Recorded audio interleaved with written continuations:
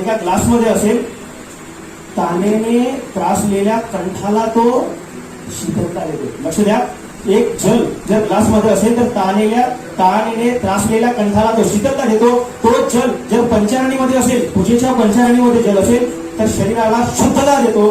तो जल जर एका शेतकऱ्याच्या हातावर असेल ना, लक्ष द्या, तो जल एक शेतकऱ्याच्या हातावर असेल तर जीवन जगण्याची नवीन ओढ देतो. जल हे फक्त जीवन नाही तर जीवन जगण्याचे मूलभूत मंत्र आहे. लक्ष द्या. तर शेतकऱ्याला विचारा जल काय आहे.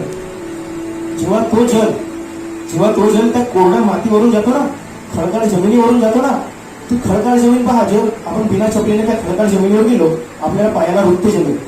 शेतामध्ये गेल्यात ना, शेतकऱ्याच्या मुलात ना तुम्ही सर्व, हो की नाही? हा, शेतकऱ्याच्या मुलात जर आपण खडकाळ जमिनीवर बिना चपलीने गेलो तर ती माती आपल्या पायाला रुतते की नाही रुतत? विचार करा, तो पाणी त्या खडकाळ जमिनीला एवढा